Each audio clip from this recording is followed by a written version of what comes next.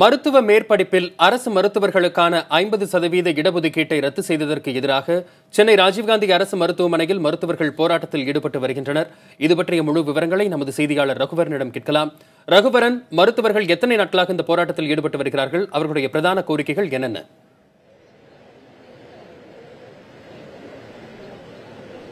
நாம் தற்போது இருக்கக்கூடிய பகுதி தேனாம்பேட்டை மருத்துவ இயக்கக வளாகத்தில் தான் இருக்கிறோம். தொடர்ந்து 14வது நாளாக மருத்துவ மேல் படிப்பில் 50% இடஒதுக்கீட்டை நீக்கும் சட்டத்திற்கு எதிர்ப்பு தெரிவித்து இந்த மருத்துவ மாணவர்கள் தொடர்ந்து இந்த போராட்டத்தில் ஈடுபட்டுக் கொண்டிருக்கிறார்கள்.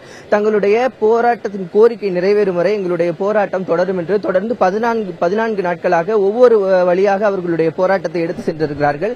இந்த நிலையில் சென்னை உயர்நீதிமன்றத்தில் இந்த வழக்கு சிறப்பு நீதிபதியின் முன்பு எடுத்துக் கொள்ளப்பட்டது. இது தீர்ப்பானது இந்த வழக்கின் தீர்ப்பானது நாளை வர இருக்கும் என்று சொல்லப்பட்டது. இன்று இங்கே மருத்துவர்கள் பெருந்திரளாக இருந்து அவர்கள் எதிர்பார்ப்புடன் காத்திருந்தார்கள். இந்நிலையில் நாளை தீர்ப்பு வரும் என்று சொல்லப்பட்டிருக்கிறது. இருந்தாலும் இந்த எங்களுடைய போராட்டம் தொடரும் என்று மருத்துவர்கள் போராட்டத்தை முன்னெடுத்து சென்றிருக்கிறார்கள். இந்த நிலையில் மருத்துவ மாணவர்கள் நம்முடன் இருக்கிறார்கள், அவர்களிடம் கேட்கலாம். சரி, உங்களுடைய போராட்டத்தின் கோரிக்கை என்ன? எதற்காக இந்த தொடர்ந்து இன்னைக்கு ஹியரிங் வந்தது? நீங்க தொடர்ந்து போராட்டத்தை எடுத்துட்டு இருக்கீங்க, என்ன சொல்ல வரீங்க?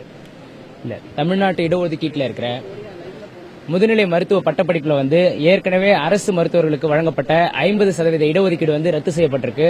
இது மாதிரி ரத்து செய்யப்பட்டு ஒருவேளை இந்த வருஷம் கவுன்சிலிங் நடத்தினா வருஷம் 350 to 400 சிறப்பு மருத்துவர்கள் அரசு மருத்துவமனைகள்ல போய் இந்த மேல பிஜி படிச்சிட்டு இருந்தாங்க. அது பாதிக்கப்படுறதுக்கான ஒரு அபாயம் இருந்தது. அதை எதிர்த்து தான் இந்த 14 நாளா நாங்க பல்வேறு தொடர் நூதன போராட்டங்களை நடத்திட்டு இருக்கோம்.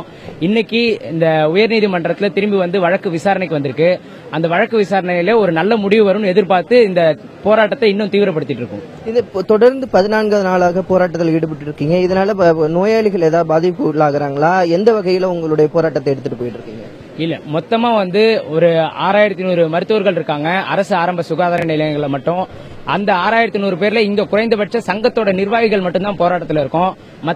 மொத்தமே 2000 பிஹெச்சி தான் இருக்கு. அந்த 2000 பிஹெச்சிக்கும் ஒவ்வொரு டாக்டர் வேலையில இருக்க மாதிரி அவசர சிகிச்சை கொடுக்கற மாதிரி வேலை மக்கள் பாதிக்காத வண்ணம் தொடர்ந்து பணியில தான் இருக்கும். ஏற்கனவே அமைச்சருடன் பேச்சுவார்த்தையில ஈடுபட்டீங்க. இப்போ நீதிமன்றத்தில் வழக்கு இருக்கு. என்ன மாதிரி தீர்ப்பு வரும்னு நினைக்கிறீங்க? அதற்கு அரசாங்கம் என்ன செய்யணும்னு நினைக்கிறீங்க?